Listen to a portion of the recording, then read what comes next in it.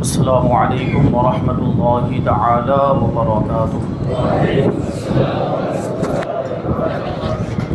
نحمده ونصلي ونسلم على رسوله الكريم اما بعد فاعوذ باللہ من الشیطان الرجیم بسم اللہ الرحمن الرحیم رضی اللہ عنہم ورضوا عنہ صدق اللہ العظیم۔ آئیے ہم اور آپ سب سے پہلے حضور سرور کائنات، فخر موجودات، باعث تخلیق کائنات، احمد مجتبی محمد مصطفیٰ صلی اللہ علیہ وسلم کی بارگاہ اقدس میں درود و سلام کا ہدیہ پیش کریں اور پڑھیں اللہم صلی علی سیدنا و مولانا محمد معدن الجود والکرم وآلہ الکرام وابنہ الکریم وبارک وسلم صلاۃ و سلام علیک یا رسول اللہ صلی اللہ تعالی علیہ وسلم۔ عزیزان ملت اسلامیہ، یہ جمادی الاخری کا مہینہ ہے، اس کی آج 20 تاریخ ہے، اور اسی مہینے کی 22 تاریخ کو امیر المؤمنین خلیفۃ المسلمین حضرت سیدنا ابو بکر صدیق رضی اللہ تعالیٰ عنہ کا یوم وصال، تو اسی مناسبت سے آج ہم حضور پاک صلی اللہ علیہ وسلم کے پہلے خلیفہ، مسلمانوں کے پہلے خلیفہ بلا فصل حضرت ابو بکر صدیق رضی اللہ تعالیٰ عنہ کا تذکرہ کریں گے۔ اس سے پہلے بھی گزشتہ سال اور اس سے پہلے والے سال سیدنا صدیق اکبر رضی اللہ تعالیٰ عنہ کی شان بیان کی گئی، ابتدائی حالات، ایمان لانے کا واقعہ، اور حضور پاک صلی اللہ علیہ وسلم سے حضرت ابو بکر صدیق رضی اللہ تعالیٰ عنہ کی رشتہ داری کو بیان کیا گیا۔ آج انشاءاللہ تبارک و تعالیٰ اس کے آگے کی باتیں، اور خاص طور پر حضرت ابو بکر صدیق رضی اللہ تعالیٰ عنہ کی حضور کے ساتھ جو دوستی اور جو محبت تھی، اس کو آج ہم سماعت کرنے کی سعادت حاصل کریں گے۔ حضرت ابو بکر صدیق رضی اللہ تعالیٰ عنہ کے القاب میں صدیق بھی ہے، عتیق بھی ہے، جن کے بارے میں پہلے بیان ہو چکا۔ آپ کا ایک لقب حلیم بھی ہے، حلیم مطلب بردبار، برداشت کرنے کی قوت رکھنے والا۔ یہ لقب کیسے ہوا؟ اور یہ لقب آپ کا زمین پر نہیں بلکہ آسمانوں پر ہے۔ ایک مرتبہ حضرت جبریل امین علیہ السلام حضور پاک صلی اللہ علیہ وسلم کی بارگاہ میں تشریف لائے اور ایک کونے میں جا کر بیٹھ گئے، اور کافی دیر تک بیٹھے رہے، یہاں تک کہ حضرت ابو بکر صدیق رضی اللہ تعالیٰ عنہ وہاں سے گزرے۔ تو حضرت جبریل امین علیہ السلام نے حضور کی بارگاہ میں عرض کیا، یا رسول اللہ، یہ ابو قحافہ کے بیٹے ہیں۔ یہ ابو قحافہ جو ہے، یہ حضرت ابو بکر صدیق کے والد کی کنیت ہے۔ یہ ابو قحافہ کے بیٹے ہیں جو گزر کے جا رہے ہیں۔ تو اللہ کے رسول صلی اللہ علیہ وسلم نے ارشاد فرمایا کہ جبرائیل، کیا آپ لوگ بھی انہیں جانتے ہو؟ یعنی آسمان والے بھی ان کو جانتے ہیں، یعنی فرشتے بھی ان کو جانتے ہیں۔ تو حضرت جبریل نے کیا جواب دیا؟ حضرت جبریل امین عرض کرتے ہیں، یا رسول اللہ، زمین والوں کے مقابلے میں وہ آسمان والوں میں زیادہ مشہور ہے، اور آسمان والوں میں ان کا نام حلیم ہے، حلم والا بردبار۔ زمین میں صدیق و عتیق، آسمان میں حلیم ان کا لقب ہے۔ اور حضرت ابو بکر صدیق رضی اللہ تعالیٰ عنہ، آپ کا ایک لقب اواہ بھی ہے۔ اواہ کا معنی ہوتا ہے بہت زیادہ دعا کرنے والا، اللہ کی بارگاہ میں عاجزی کرنے والا، رونے گڑ گڑانے والا۔ کیونکہ حضرت ابو بکر صدیق رضی اللہ تعالیٰ عنہ کثیر الدعا تھے اور بہت زیادہ مناجات کیا کرتے تھے، اللہ کی بارگاہ میں عاجزی کیا کرتے، روتے اور گڑ گڑاتے، یہاں تک کہ بہت ساری دعائیں حضرت ابو بکر صدیق رضی اللہ تعالیٰ عنہ سے منقول ہیں۔ اسی وجہ سے حضرت سیدنا امام نخعی رضی اللہ تعالیٰ عنہ نے انہی ساری خوبیوں کے پیش نظر اور انہی ساری فرمایا کہ انہی ساری صفات کو دیکھتے ہوئے آپ کا ایک لقب اواہ بھی لوگوں میں مشہور ہو گیا۔ اللہ کا مطلب یہ ہوتا ہے اللہ کی بارگاہ میں رونے والا، عاجزی کرنے والا۔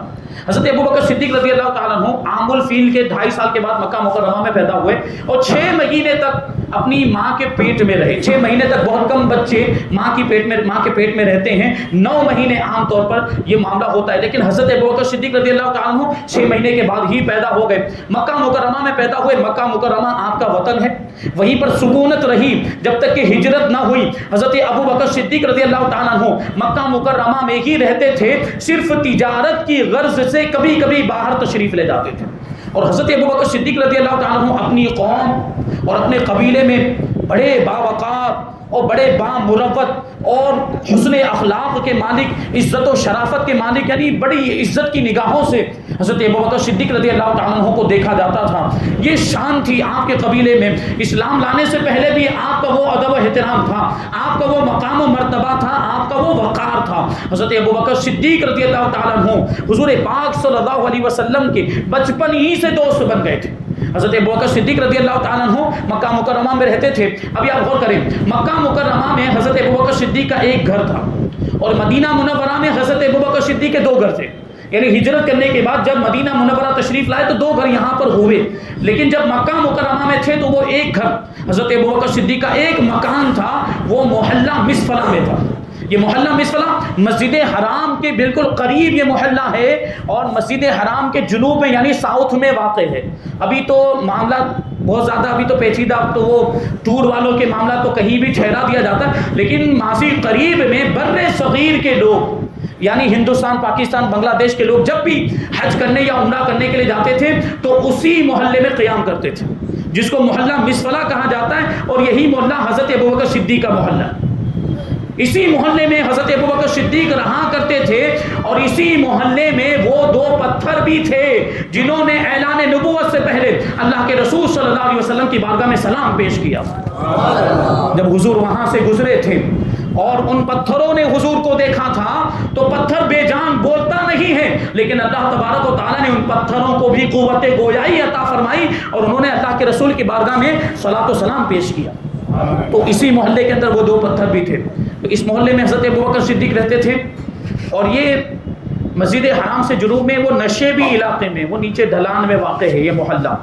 اور مدینہ منورہ میں ایک مکان تو مسجد نبوی سے بالکل متصل تھا حضرت ابوبکر صدیق رضی اللہ تعالیٰ عنہ کا، اور اتنا متصل کہ دیوار بھی ایک تھی مسجد نبوی کی، اور آپ کے مکان کی دیوار ایک، بلکہ اس دیوار کے اندر ایک کھڑکی بھی تھی جو مسجد نبوی میں کھلتی تھی۔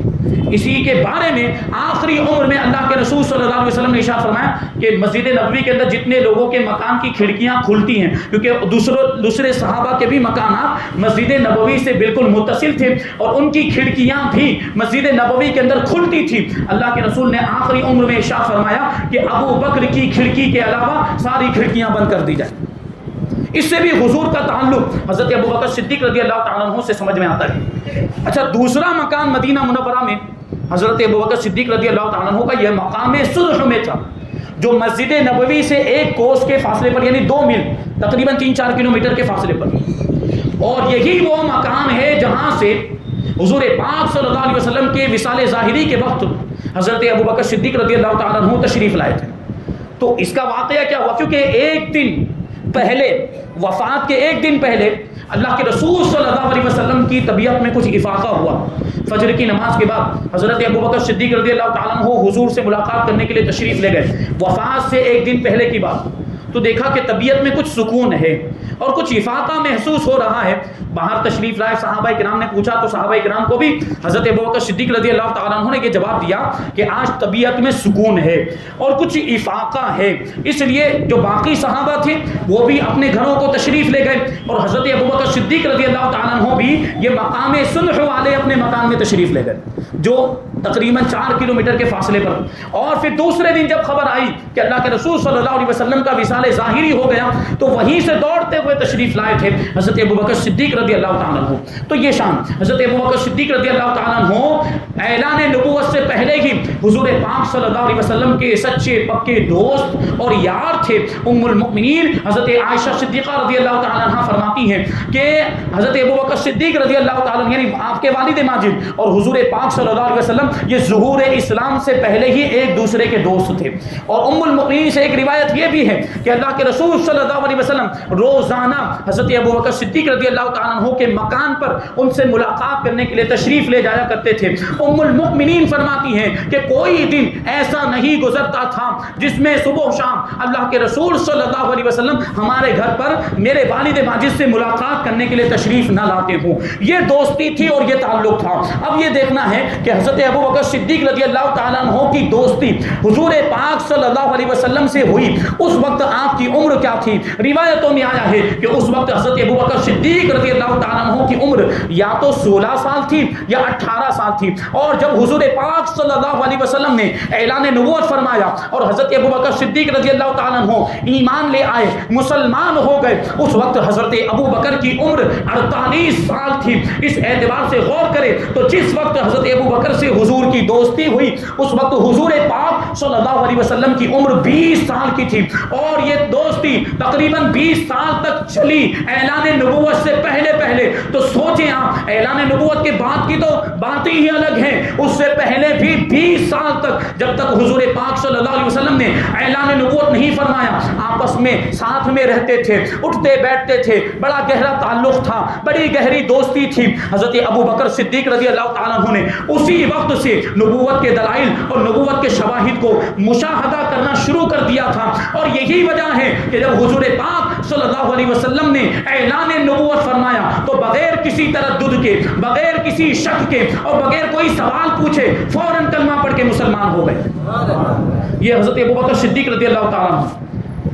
تو حضور پاک صلی اللہ علیہ وسلم سے آپ کی یہ دوستی کی وجوہات بھی بیان کی گئی۔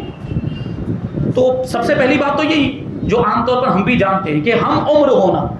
حضرت ابو بکر صدیق رضی اللہ تعالیٰ عنہ حضور پاک صلی اللہ علیہ وسلم سے 2 سال چھوٹے تھے، 2 یا 2.5 سال چھوٹے تھے، اور تقریباً یہ بھی عمر ہی مانا جاتا ہے، اور ہم عمروں میں آپس میں دوستی اور محبت فطری چیز ہے۔ تو ایک تو وجہ یہ ہے کہ حضور اور حضرت ابو بکر صلی اللہ علیہ وسلم رضی اللہ عنہ آپس میں ہم عمر تھے، اس لیے یہ دوستی اور لگاؤ۔ پھر یہ کہ حضرت ابو بکر صدیق رضی اللہ تعالیٰ عنہ کا کاروبار بھی تجارت، کپڑوں کی تجارت کیا کرتے تھے، اور حضور پاک صلی اللہ علیہ وسلم بھی جب حضرت ام المؤمنین خدیجۃ الکبریٰ رضی اللہ تعالیٰ عنہا سے آپ کا نکاح ہو گیا، آپ نے بھی تجارت کا معاملہ شروع کر دیا۔ حضرت ام المؤمنین خدیجۃ الکبریٰ نے تو نکاح سے پہلے ہی آپ کو ملک شام اپنا سامان تجارت دے کر بھیجا تھا۔ یہ ملک شام کا سفر بڑا ہی مبارک سفر، ابھی اس کو میں بیان کروں تو ام المؤمنین حضرت خدیجہ سے جب حضور کا نکاح ہو گیا تو یہ تجارت کے معاملات سب حضور پاک صلی اللہ علیہ وسلم دیکھتے تھے۔ تو آپس میں یہ ایک کاروبار ہونے کی وجہ سے بھی حضور پاک صلی اللہ علیہ وسلم اور حضرت ابو بکر کے درمیان یہ دوستی اور تعلق ہو گیا۔ اور ملک شام کا جو سفر، بصرہ، ملک شام کے شہر بصرہ میں جب حضور پاک صلی اللہ علیہ وسلم تشریف لے گئے، اس سفر میں حضرت ابو بکر بھی ساتھ میں تھے، وہ بھی اپنا سامان تجارت لے کر پہنچے تھے۔ حضور پاک صلی اللہ علیہ وسلم بھی ام المؤمنین کا سامان تجارت لے کر پہنچے تھے۔ تو اس طرح دیکھیں یہ تجارتی معاملات بھی تھے۔ جس محلے میں حضرت ابو بکر صدیق رضی اللہ تعالیٰ عنہ رہتے تھے اسی محلے میں ام المؤمنین حضرت خدیجۃ الکبریٰ رضی اللہ تعالیٰ عنہ بھی رہتی تھی۔ اور جب حضور نے ام المؤمنین حضرت خدیجہ سے نکاح فرما لیا تو حضور بھی اسی محلے میں آ کر رہنے لگ گئے، اسی محلے میں رہائش اختیار کر لی۔ اب ایک ہی محلے میں رہ رہے ہیں تو یہ بھی دوستی کی وجہ ہوتی ہے، ایک محلے میں رہنا بھی، ایک علاقے میں رہنا بھی، اس کی وجہ سے بھی آپس میں دوستی ہو جاتی۔ اب آپس میں ملاقاتیں ہونے لگ گئی، اور ملاقاتوں کے ساتھ ساتھ گہرے مراسم، اور پھر وہ گہرے مراسم گہری دوستی میں تبدیل ہو گئے۔ اور کیسی دوستی ہو گئی؟ یہ ایسی دوستی کہ مسلمان جب حضرت ابو بکر صدیق جب مسلمان ہو گئے، جب بھی ایمان لے آئے تو اس دوستی میں اور زیادہ استحکام اور مضبوطی آ گئی، اور یہ ایسی دوستی، ایسی مثالی دوستی بن گئی کہ قیامت تک اس کی مثال کوئی پیش نہیں کر سکتا۔ ایسی گہری دوستی حضرت ابو بکر صدیق رضی اللہ تعالیٰ عنہ اور حضور پاک صلی اللہ علیہ وسلم کے درمیان تھی۔ اور پھر یہ بھی بات دیکھیں آپ کہ دونوں کی طبیعتیں، یعنی حضور پاک صلی اللہ علیہ وسلم کی طبیعت بھی اور حضرت ابو بکر صدیق رضی اللہ تعالیٰ عنہ کی بھی طبیعت، یہ انتہائی نفیس، یعنی طبیعت بہت عمدہ تھی، گھٹیا چیزوں سے پرہیز کرنے والے، غلط باتوں سے پرہیز کرنے والے۔ اسی وجہ سے کفار قریش کی بت پرستی اور ان کے مشرکانہ رسمیں اور ان کے مشرکانہ عقائد و نظریات سے یہ دونوں حضرات، یعنی حضور پاک صلی اللہ علیہ وسلم اور حضرت ابو بکر صدیق رضی اللہ تعالیٰ ہمیشہ دور رہے۔ ہمیشہ اس سے نفرت کرتے رہے. طبعی طور پر آپ دونوں کو ان ساری چیزوں سے نفرت تھی. اور اس کے علاوہ بھی جو غلط رسمیں اور غلط عادتیں اور غلط طریقے یہ عرب کے لوگوں میں رائج تھے, مکے کے لوگوں میں رائج تھے, یہ دونوں حضرات ان چیزوں سے بھی دور و نفور تھے. یہ دوستی کی وجہ یہ بنی. حضرت ابوبکر صدیق رضی اللہ تعالیٰ عنہ, ایک مرتبہ کی بات ہے کہ حضور پاک صلی اللہ علیہ وسلم حضرت خدیجہ الکبریٰ رضی اللہ تعالیٰ عنہ کی بارگاہ میں حاضر ہوئے اور ارشاد فرمائے کہ جب میں تنہا ہوتا ہوں تو مجھے عجیب و غریب آوازیں سنائی دیتی ہیں. تو مجھے لگتا ہے کہ کچھ معاملہ ہے. تو حضرت ام المؤمنین خدیجہ الکبریٰ رضی اللہ تعالیٰ عنہ نے ارشاد فرمایا کہ نہیں, آپ کے ساتھ ایسا کیسے ہو سکتا ہے جبکہ آپ تو انتہائی امانت دار ہیں اور لوگوں کے ساتھ اچھا سلوک کرتے ہیں, صلہ رحمی کرنے والے اور نہایت ہی سچے انسان ہیں. اللہ تبارک و تعالیٰ آپ کو کبھی بھی رسوا نہیں کرے گا. تو یہ باتیں ہو گئی. حضرت ام المؤمنین خدیجہ الکبریٰ رضی اللہ تعالیٰ عنہ سے حضور نے ارشاد فرمایا کہ جب میں تنہا ہوتا ہوں, یعنی جب میں اکیلا ہوتا ہوں, تو عجیب و غریب آوازیں سنائی دیتی. یہ وحی کی شروعات تھی. حضور پاک صلی اللہ علیہ وسلم پر وحی کی ابتدا یہ اس طریقے سے ہوئی, کیونکہ حضور پاک صلی اللہ علیہ وسلم اس سے پہلے یہ وحی کی کیفیت سے مانوس نہیں تھے. اس لیے حضور کو پہلے تعجب ہوا اور حضور تھوڑے سے گھبرائے کہ یہ کیا ہو رہا ہے میرے ساتھ. تو یہ سارا معاملہ ام المؤمنین حضرت خدیجہ الکبریٰ سے ارشاد فرمایا. اور ایک مرتبہ حضرت ابوبکر صدیق رضی اللہ تعالیٰ عنہ کاشانہ نبوت میں تشریف لائے. حضور اس وقت موجود نہیں تھے. تو ام المؤمنین حضرت خدیجہ الکبریٰ رضی اللہ تعالیٰ عنہ نے وہ سارا واقعہ بیان کر دیا کہ حضور کے ساتھ ایسا ایسا ہو رہا ہے, اور آپ ایک کام کیجئے کہ حضور کو ورقہ بن نوفل کے پاس لے کر جاؤ. کہ ورقہ بن نوفل یہ آسمانی کتابوں کے جانکار تھے, آسمانی کتابوں کے عالم تھے, اور وہ ان کا ایک یوں سمجھیں آپ کہ مکہ مکرمہ کے اندر ایک روب و دبدبا تھا اور ان کی علمی ہیبت لوگوں میں چھائی ہوئی تھی. اور ورقہ بن نوفل کے پاس حضرت ابوبکر صدیق رضی اللہ تعالیٰ عنہ کو ام المؤمنین نے کہا کہ حضور کو لے کر جاؤ.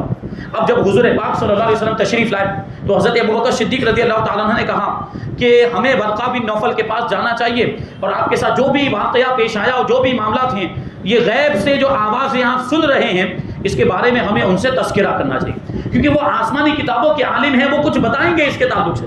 حضرت ابوبکر صدیق رضی اللہ تعالیٰ عنہ حضور پاک صلی اللہ علیہ وسلم کو لے کر, یہ اعلان نبوت سے پہلے کی باتیں ہیں, حضرت ابوبکر صدیق رضی اللہ تعالیٰ عنہ اس وقت ہی حضور سے کیسی محبت اور کیسی دوستی اور یاری کہ حضور کی کوئی تکلیف آپ سے دیکھی نہیں جاتی تھی, ورقہ بن نوفل کے پاس لے کر چل دیے. تو راستے میں گفتگو ہوئی. اللہ کے رسول صلی اللہ علیہ وسلم نے حضرت صدیق اکبر سے پوچھا کہ یہ میرے بارے میں یہ باتیں تمہیں کس نے بتائی؟ تو حضرت ابوبکر نے عرض کیا یا رسول اللہ خدیجہ الکبریٰ نے بتائی. پھر آگے چلے, ورقہ بن نوفل کے پاس پہنچے. ورقہ بن نوفل کے پاس یہ پورا واقعہ بیان کیا. حضور نے فرمایا کہ مجھے عجیب و غریب آوازیں آتی ہیں, غیبی آوازیں آتی ہیں, اور کوئی بولنے والا اور بات کرنے والا نظر نہیں آتا. تو ورقہ بن نوفل نے کہا کہ ایک کام کیجئے کہ اب اگلی بار جب بھی آپ کو اس طرح کی آوازیں سنائی دے تو وہیں پر ٹھہر جائیے گا اور پوری بات کو سنیے, اور وہ پوری بات سننے کے بعد مجھے آپ بتائیے. اس کے بعد میں آپ کو کچھ اس کے تعلق سے بتاؤں گا. اس کے بعد یہ ہوا کہ حضور پاک صلی اللہ علیہ وسلم نے پھر سے جب وہ آوازیں سنی, وہ غیبی آوازیں سنی, تو حضور پاک صلی اللہ علیہ وسلم نے وہاں ٹھہر کر وہ پوری بات کو سنا. پوری آواز, وہ کیا کون کہنے والا کیا کہہ رہا ہے, وہ پوری بات سنی. اور پھر آنے کے بعد ورقہ بن نوفل کو وہ بات, وہ ساری بات جو ہے کہ سنائی. پھر ورقہ بن نوفل نے حضور پاک صلی اللہ علیہ وسلم کو نبی و مرسل ہونے کی خوشخبری سنا کہ آپ پر یہ وحی کا سلسلہ شروع ہو رہا ہے. یہ حضور پاک صلی اللہ علیہ وسلم اور حضرت ابوبکر صدیق رضی اللہ تعالیٰ عنہ کے تعلقات بیان کر رہا ہوں. جب ام المؤمنین حضرت خدیجہ الکبریٰ رضی اللہ تعالیٰ عنہ کا وصال ہو گیا, رمضان کا مہینہ, تو چونکہ حضور پاک صلی اللہ علیہ وسلم حضرت خدیجہ الکبریٰ سے بڑی محبت فرماتے تھے, وہ آپ کی رفیقہ حیات تھی اور ہر موقع پر وہ آپ کا ساتھ دیا کرتی تھی. اس لیے حضور کو ان کے وصال کی وجہ سے آپ کے دل پر گہرا صدمہ پہنچا. کبیرہ خاطر ہو گئے اور رنجیدہ و غمگین ہو گئے, غمگین رہنے لگے. تو یار غار حضرت ابوبکر صدیق رضی اللہ تعالیٰ عنہ سے حضور کا یہ غم کیسے برداشت ہو سکتا تھا؟ اس لیے حضور کی غمخواری کے طور پر حضرت ابو بکر صدیق رضی اللہ تعالیٰ عنہ اپنی بیٹی حضرت عائشہ صدیقہ رضی اللہ تعالیٰ عنہ کو لے کر حضور کی بارگاہ میں پہنچے اور حضور کی بارگاہ میں عرض کیا یا رسول اللہ عائشہ کو قبول فرمائیں، یعنی عائشہ کو اپنے نکاح میں لے لیں کیونکہ یہ آپ کی بہت سی تکلیفوں کو دور کر دے گی، کیونکہ ام المؤمنین کی بہت سی، خدیجۃ الکبریٰ کی بہت سی خصلتیں ان کے اندر بھی پائی جاتی ہیں۔ تو یہ تعلق اور لگا کہ اپنی بیٹی کو حضور پاک صلی اللہ علیہ وسلم کے نکاح کے لیے حضرت ابوبکر صدیق رضی اللہ تعالیٰ عنہ نے پیش فرما دیا۔ اور یہ بھی وجہ ہے غور کرنے کی بات کہ حضور پاک صلی اللہ علیہ وسلم اپنی ازواج مطہرات میں سب سے زیادہ محبت حضرت خدیجۃ الکبریٰ سے فرماتے تھے، اور ان کے بعد اگر کسی سے سب سے زیادہ محبت تھی تو وہ حضرت عائشہ صدیقہ رضی اللہ تعالیٰ عنہ سے تھی۔ یہ حضرت ابوبکر صدیق رضی اللہ تعالیٰ عنہ، اور یہ واقعات کی روشنی میں آپ دیکھیں کہ حضرت ابوبکر صدیق رضی اللہ تعالیٰ عنہ جو ایمان لائے، تو ایمان لانے کا بھی واقعہ بڑا عجیب و غریب ہے۔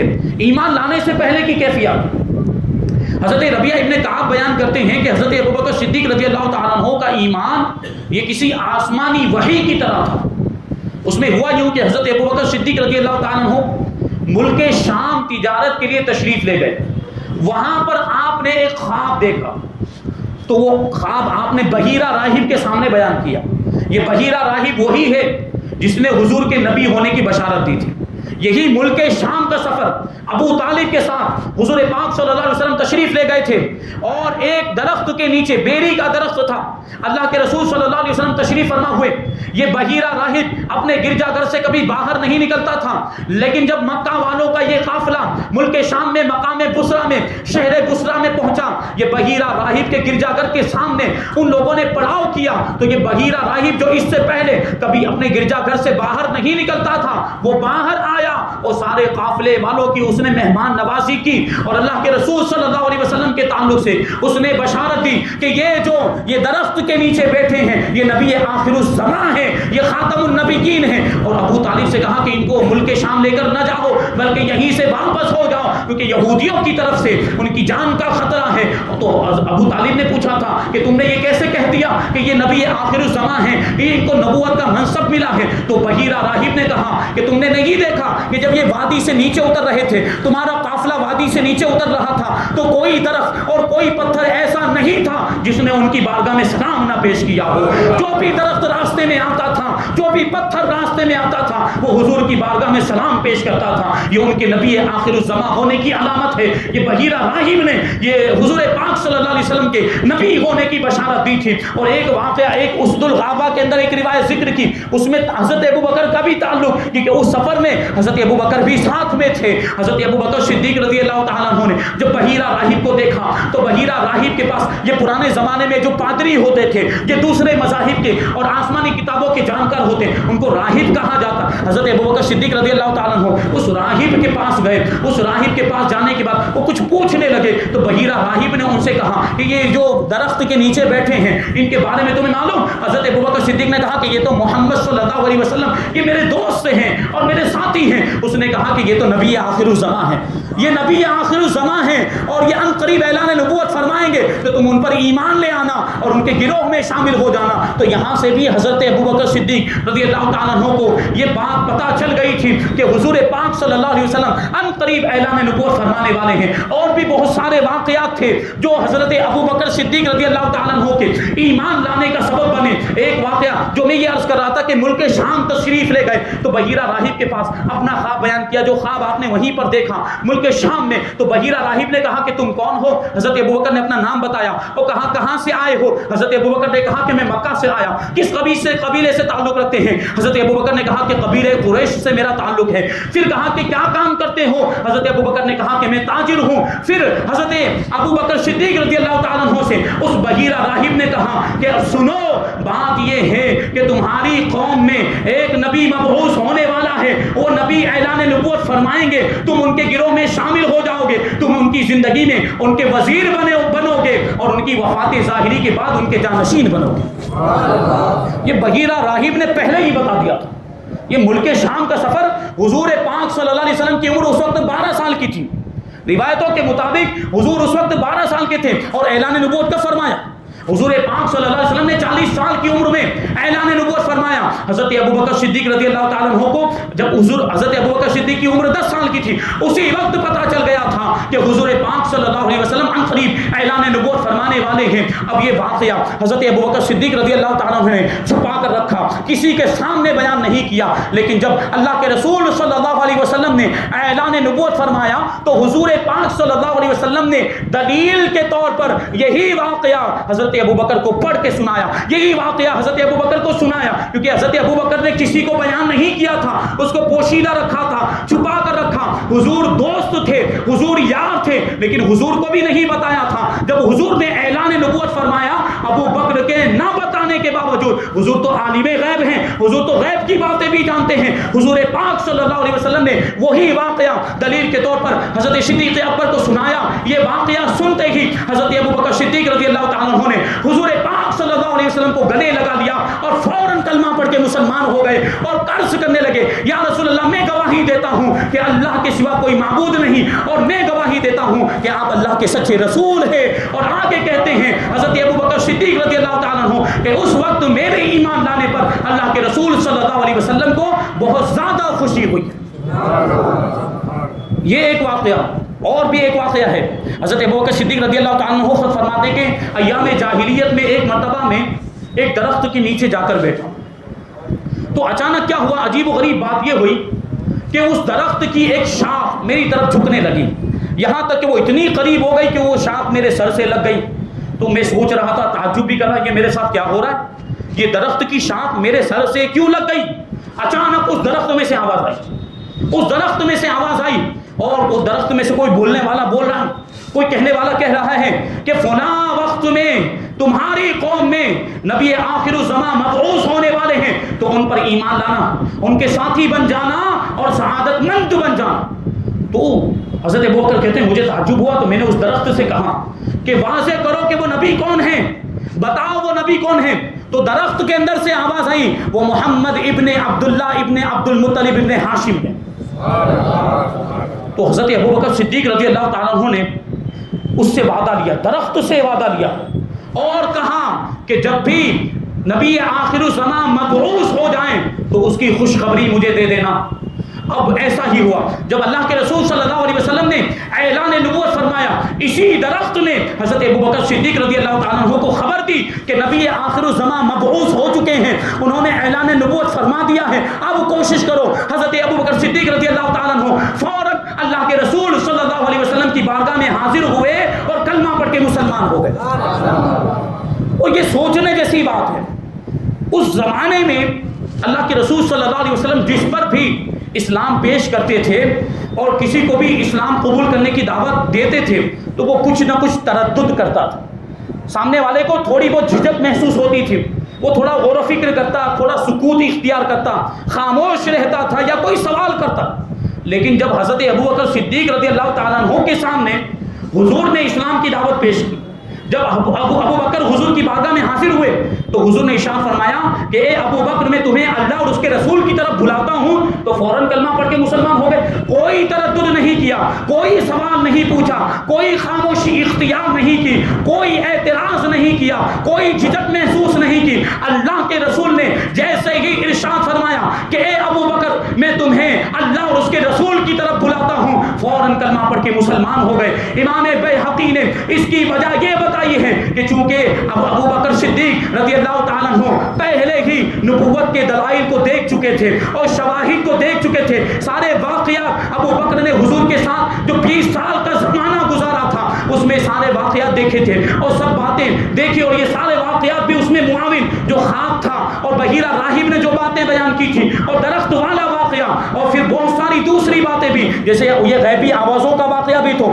ابوبکر نے دیکھا تھا. اور حضور پاک صلی اللہ علیہ وسلم جس گلی سے گزرتے تھے وہاں کے درخت اور پتھر آپ کو سلام کیا کرتے تھے، یہ بھی تو ابوبکر نے دیکھا تھا. اور وحی کے نزول ہونے کا جو سلسلہ شروع ہوا تھا غار حرا میں، حضور پاک صلی اللہ علیہ وسلم کے پاس حضرت جبریل امین جو وحی لے کر آئے تھے اس کو بھی تو حضرت ابوبکر نے ملاحظہ کیا تھا. اور ان ساری باتوں کو حضرت ابوبکر صدیق رضی اللہ تعالیٰ عنہ بغیر کسی شک کے قبول کر لیا تھا اور اس میں کسی بھی شک کا اور تردد کا اظہار نہیں کیا۔ ہمارے آپ کے عام انسانوں کے معاملات یہ ہوتے کہ یہ ساری چیزیں ہمارے لیے عقل سے پرے ہوتی ہیں کہ عجیب و غریب آواز کو سننا یا وحی کے سلسلے کا یا پتھروں کا سلام کرنا یا درختوں کا سلام کرنا یہ عام انسان کی عقل میں نہیں آ سکتا۔ حضرت ابوبکر صدیق رضی اللہ تعالیٰ عنہ کے سامنے جب یہ واقعات رونما ہوئے تو کسی بھی واقعے کا آپ نے انکار نہیں کیا۔ تو یہ تو اعلان نبوت سے پہلے ہونے والے واقعات تھے جن کو دیکھنے کے بعد حضرت صدیق اکبر نے انکار نہیں کیا، تو جب حضور نے اعلان نبوت فرمایا تو اس کا انکار کیسے کر سکتے تھے؟ اس لیے جیسے ہی حضور پاک صلی اللہ علیہ وسلم نے آپ کو اسلام کی دعوت دی فوراً کلمہ پڑھ کے مسلمان ہو گئے۔